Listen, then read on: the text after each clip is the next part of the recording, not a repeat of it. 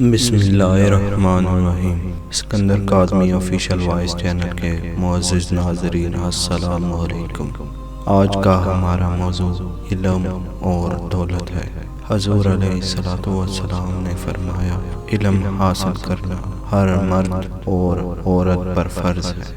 مصر میں کسی جگہ دو بھائی رہتے تھے، ایک نے علم پڑھا اور دوسرا مال جمع کرتا رہا۔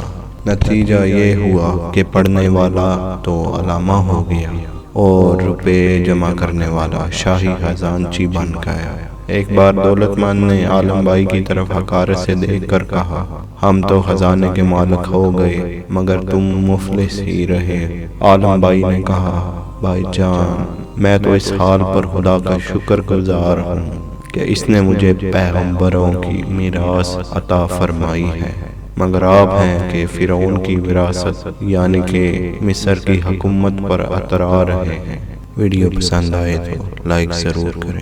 اللہ آپ کا اور میرا حامی و ناصر ہو۔